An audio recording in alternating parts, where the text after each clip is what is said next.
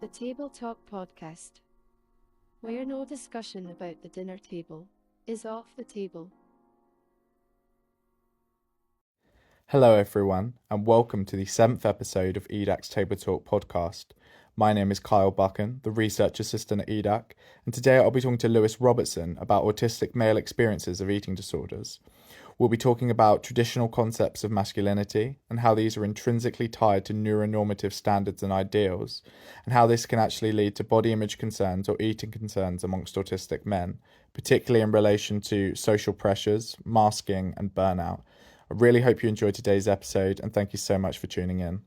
So thank you so much for joining me, Lewis. Hopefully today we won't have any technical issues.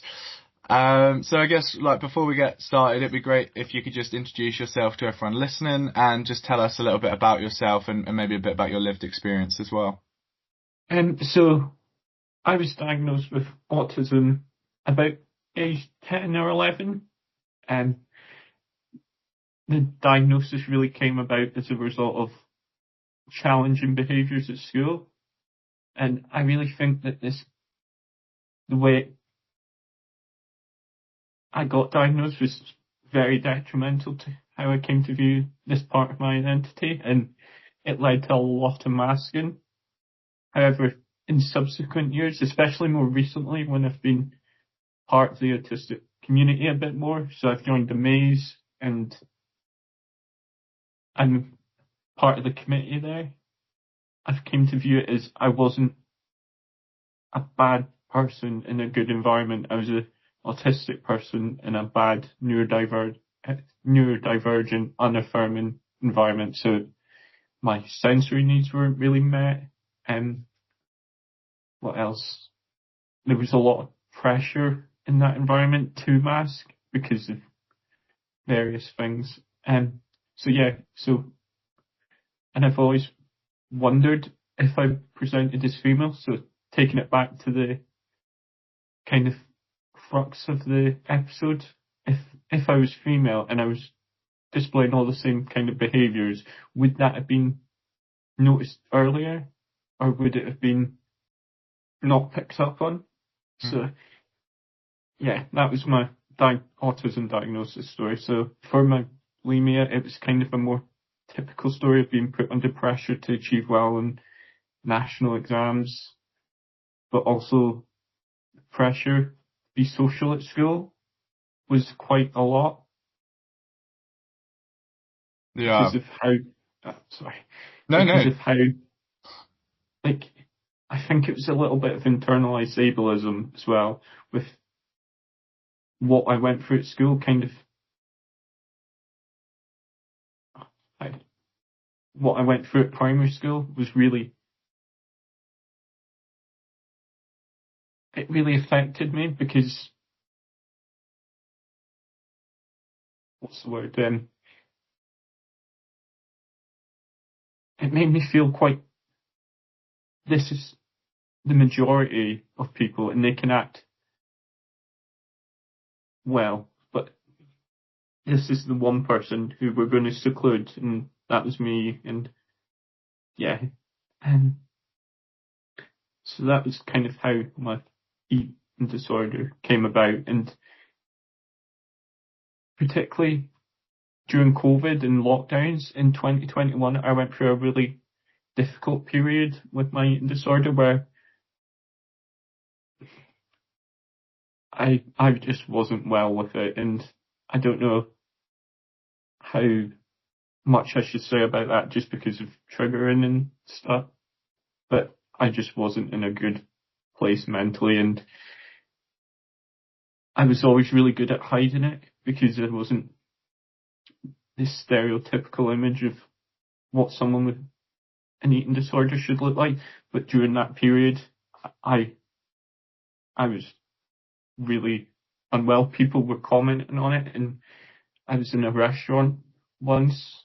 I know it's quite ironic being in a restaurant with an eating disorder, and my auntie and uncle, who I hadn't seen for a while, came in, and there was quite a lot of talk about how unwell I looked, and yeah, so that's really my bulimia and autism diagnosis story.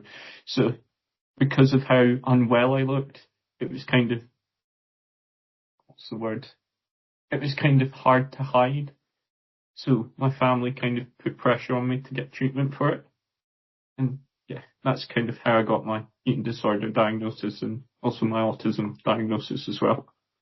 And I mean, there's so much to unpack there. Like obviously it sounds like you're saying like masking was obviously like a big thing for both, until maybe, like you say, like with the bulimia, for example, you just weren't able to kind of physically hide it anymore because it had kind of taken maybe an effect on your appearance. And you're saying about kind of people pointing that out. And like you say, I mean, to take it back to kind of the general topic today about kind of maleness and masculinity and such, like I kind of maybe just want to dive into that a bit more, because you mentioned earlier about kind of if you were a female, for example, if these issues would have been the same, if it would have been picked up on, or if kind of certain behaviours wouldn't have gone unnoticed or whatever. So I guess to kind of to ask you directly, how do you think that being a male has kind of influenced your disordered eating specifically, and maybe your body image or the way you kind of view food, or anything that you feel is related to your lived experience, really? So I'm going to talk about when I was at school. There was somebody who was in a larger body, and during my school years, people would bully him because he was in a larger body, and it was always really men who done that. So I feel like I've always kind of had this exposure to fat phobia in society, and looking at my family, my dad's side of the family in particular, are all about the men in it are all really sporty. Like, I remember my gran saying once that my cousin goes to the gym every day, and I've always felt, what's the word? Like, that's not something that interests me. So I've always had this kind of, what's the word? Exposure to people not being satisfied in their own bodies. I've always had that kind of,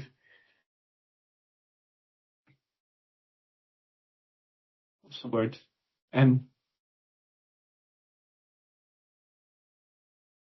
Come to me. So I've always kind of had that kind of exposure to unease in bodies, especially with my dad's side of the family. And I remember once when I was younger, my dad, I think this is kind of where my ED kind of behaviours came from. My dad was talking and he said, "Oh, if you work out, you probably would have a nice body as well." So, but I don't want to blame my dad for anything, because I would just like to point out, my dad's probably been my biggest support during my ED kind of recovery journey. So, but I just want to highlight that that's kind of where some of this stuff, especially my own kind of body disease comes from. I guess like there's a lot of, and again you kind of alluded to this earlier, but there's a lot of research to suggest that autistic people experience gender or gender identity differently than kind of non-autistic people. So do you think that kind of traditional concepts of masculinity have come into play with your experience? And I guess like kind of like you were saying, like these societal expectations of maybe, men going to the gym frequently, getting involved in sports, like all these kind of things. I guess, has that impacted the way that you perceive yourself, or especially the way you perceive yourself kind of in relation to wider, maybe neuronormative kind of male standards, really? So I would say it has, because all of that stuff, the gym, sports, going out for drinks, is stuff that I really don't feel interested in. It's something that I don't know if it's something that it'd be okay to say, but I feel like it can my autistic identity really conflicts with my masculinity. And I've seen that particularly in the relationship. I'm going back to my family again, sorry. But with my dad, my dad's quite an avid golfer, and he's always trying to get me to go for a round of golf. And it's not really something I'm particularly interested in. And I feel like I take on a different role as somebody who's masculine. So I'm quite an avid reader, and everybody I know that identifies as male really isn't into reading that much or writing. So I feel like even though I identify as male, quite a lot of the things that I enjoy doing would be considered quite feminine in nature. So I really feel like, but bringing it back to eating disorders, I also feel like being a man, we're kind of societally conditioned to look a certain way. Like the kind of masculine ideal is like abs and a good looking body. So I feel like because I don't have interest in going to the gym, I feel my eating disorder really came out of at a deeper level, this kind of desire to be more masculine in myself, if that makes sense. Yeah, definitely. And like you're saying, that all of those things there are kind of, they are very heavily related to body image and to eating as well. I mean, like engagement in sport, this kind of idea of going to the gym regularly. I think also just more generally, like men, there's this expectation to have kind of, to be strong, right? And that's both kind of physically and mentally. And you know, I guess however you want to define mental strength. But yeah, so I can definitely see how those kind of narratives, and if you're not fitting into those kind of those ideals, I mean, like you say, you're kind of potentially slightly more less traditional masculine interests, I guess. And I can see how that would obviously influence your relationship with other men in your life as well. So I guess like outside of like the concept of masculinity, is there any other like personal or societal factors that you believe are important to not just to your experience, but maybe like just to autistic men's experiences of disordered eating or body image kind of more generally? I would say there's two things, and this is speaking from my own experience of when my eating disorder's been particularly bad. So the first one that I've kind of looked at in myself is burnout. So whenever I'm feeling burnt out or overwhelmed or a bit, I can't think of the word at the moment, but whenever that's been the case, I've always noticed that my eating disorder, particularly the restrictive side of my eating disorder, has been particularly bad. So we've had, I'll touch on this, but I'm not going to go into it too much. But last year, my mum was unwell she was just unwell. I don't want to particularly go into it too much because I'll end up crying, but we had to take care of her for quite a while. And there was people coming into the house, appointments, and it was a very emotionally stressful time. And I think that contributed to a relapse I had last August, where I just couldn't eat much. I couldn't eat throughout the day, and I wasn't. And during the times that I allowed myself to eat, I would use like vomiting or over exercising really to counteract that. So I think burnout is the real one that I've experienced throughout my eating disorder kind of journey, and especially with relapsing, I feel that is particularly the case. and also executive dysfunctioning. So for me, I find lists of tasks to do quite hard. So for that kind of comes under cooking meals are quite difficult for me to do because I can't follow lists really well. And it was particularly prominent during my first kind of episode with my eating disorder, where I would just eat takeaway pizzas and really bad stuff and then try to counteract it. So that's the two kind of main factors that I really feel, particularly in my own experience, have exacerbated my eating disorder. And also masking. But I kind of feel like whenever I've been in situations where I've been nervous or really alienated from myself. So I'll give an example. I was at a family event on Friday afternoon and I was really anxious about this event. It was going to be quite a lot of people. I was worried about overwhelm. So for me, food wasn't really the main focus. I was just trying to get through the event without being overwhelmed.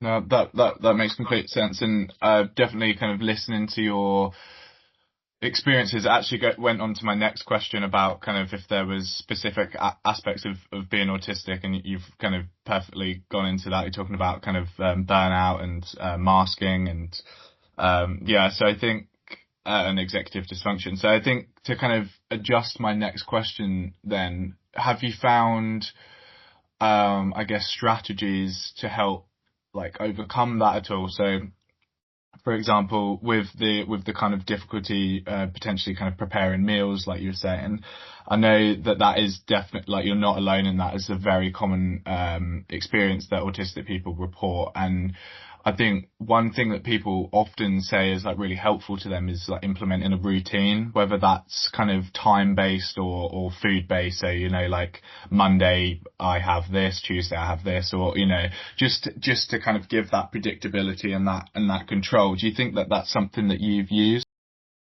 I live with my family, and for me, my family kind of support me to have a regular eating routine. So we always have dinner at 5, lunch between 12 and 1.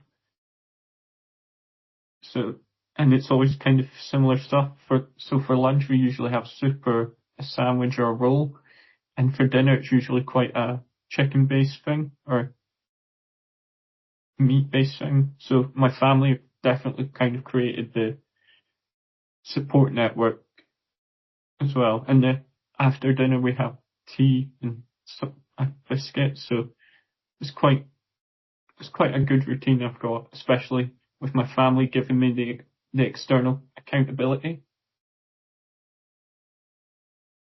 Yeah, absolutely. No, thank you. That sounds really like they're being very helpful in that way.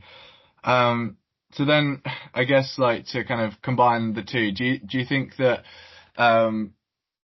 being autistic or being male has played kind of a more significant part, or do you think that kind of both are equally responsible for your kind of disordered eating experience?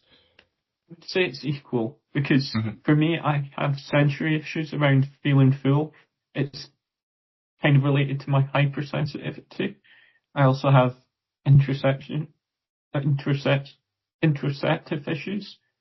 So for me, I don't really notice when I'm hungry.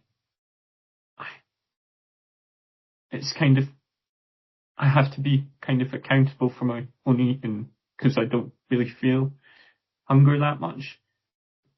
But then again, I've also had this kind of societal pressures to look a certain way, especially from dad's side of the family. So I would say it's definitely a psychosocial kind of issue. So probably a mix of being male and being autistic. I think as well, because and correct me if I'm wrong, I'm kind of more talking from what I've heard having conversation with other autistic people, but I think it's very difficult to kind of separate them as well, right? Like, Yeah. you're being autistic is just intrinsically part of who you are. So it's difficult to kind of say, this aspect of me is like male related and this is autistic. So I understand that it's a difficult question, but yeah, I think it definitely, from what you said, it does sound like a combination of things in terms of societal expectations around being male, but also around kind of like neuronormative ideals as well, and that definitely both seem to be at play. So do you think that, based on what you've said and kind of what like, do you think that males need specific supports when they're kind of seeking treatment for their disordered eating? So if that's kind of male support groups, or if that's I don't know, specific male resources, or do you think that they kind of should just use standard ones? What do you think? I think there should be more awareness of the fact that in general men can get eating disorders, and especially a wider range of eating disorder behaviours can manifest in men. And also, I think that especially clinicians need to have more awareness that it's quite difficult even to admit as a man that you have an issue with food and it's problematic. So reaching out for help is quite a brave thing to do. And I also think that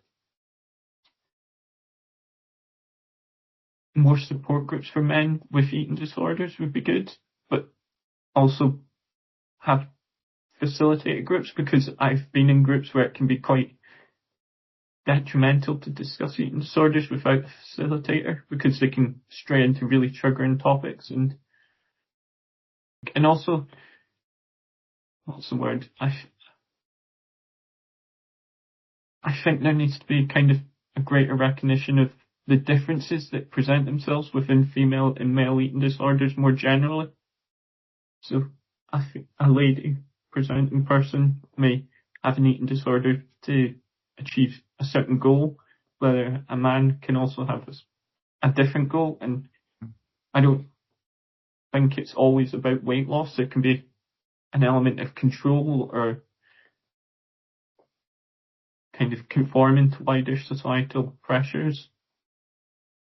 Yeah, absolutely. And again, I think that ties back to what you were saying earlier about this kind of knowledge of male presentations. I think, a lot of the time when people think about male eating disorders, the only thing that they think about is kind of related to kind of muscle dysmorphia and like excessive gym use or steroid use, all these things that kind of do fit into those traditional concepts of masculinity. But actually, yeah, like you say, that's not at all the only presentation. And like you say, it's not always related to kind of food itself. A lot of the times it's more about control, kind of trying to get control in your life where maybe you feel like you don't have any, or that you're healing from trauma and you felt, that you didn't have control in that situation. So, yeah, I think it's really important that you've kind of recognized that, we need to look just beyond the kind of food itself or this idea of just wanting to be thin. I think there's definitely, it's always a lot more complicated than that. So I guess to kind of like think about wrapping up in terms of research, obviously that's, at EDAC, that is what we do, and that's what we can kind of help change the scene and the academic landscape. So what research would you like to see done? If you could, if someone come to you tomorrow and gave you a grant and said, right, go ahead and do some research about male eating disorders, what do you think is kind of the ideal or the next thing that needs to be doing to either kind of improve recognition, acceptance, interventions, or maybe outcomes? So I would probably, if I was to do a bit of research, I would probably look at bulimia and binge eating disorder and the co-occurrence it has with autism. Because for me, whenever I've been doing reading around concept of eating disorders and autism, it's always been focused on anorexia and ARFID, and I feel like we could really expand this area of research to include autism and bulimia and binge eating disorder, mainly because from my own kind of personal network of people I know, bulimia and binge eating disorder and autism do happen. It's just that researchers, I feel, do not kind of connect with the autistic community and discuss the actual issues that occur within this community. So, yeah, I think during my whole time of reading autism and eating disorder academic lectures, I've only really came across two pieces on this on the concept of bulimia and binge eating and autism. So one was actually done by EDAC. It was Autism, ADHD and Their Traits in Adults with Bulimia, Nervosa and Binge Eating Disorder, Scope and Review. And one was a chapter in Supporting Autistic People with Eating Disorders called A Guide to Adapting Treatment and Supporting Recovery. And it was about the role of occupational therapy. And I just feel like this is such an under-researched kind of topic, and it'd be really nice to see autistic people really collaborated with. Yeah, absolutely. I mean, that issue is, as I'm sure you know, as someone who's kind of you've clearly read like a lot of the literature, is that it's not just even a specific issue with like autistic eating research. It's just eating disorder research in general. Obviously, the overwhelming focus has been on anorexia, and I think bulimia and binge eating disorder and other presentations have definitely been kind of put to the wayside. And I think, I mean, I suppose partially, I think there's this thing of like anorexia nervosa can oftentimes were, I guess, more observable, and I guess especially in terms of like families and people like seeking support, like you said, obviously yours got to a stage where maybe people notice like physical differences, and that's kind of maybe what spurred you on to get help. But I think a lot of the time with like bulimia or binge eating, that can actually go unnoticed for like a very long time. So yeah, I think that is really important. And like you say, obviously the important thing is collaborating with autistic people in that research as well, and not just kind of like researching on them, but rather researching with them. And obviously that is something that we hope to do. And I definitely agree about expanding to different presentations. So yeah, I mean, thank you so much, Lewis. I think this has been really, really interesting. And as I say, like, as a non-autistic male with kind of lived experience of an eating disorder, I think I've resonated with a lot of what you've said today. And I think a lot of like men listening will as well. So thank you so much for your time. And really appreciate it. Thank you. That brings us to the end of episode 7 of the Table Talk podcast. I want to say a huge thank you to Louis again for coming and sharing his lived experiences. It's conversations like these that play a huge role in reducing stigma in men's mental health, increasing awareness and getting conversations started. So thank you, Louis. As always, if you have any questions or concerns about the podcast, you can email me on kbuchan@ed.ac.uk and I will do my best to address those. Thank you so much for listening, everyone. Bye-bye.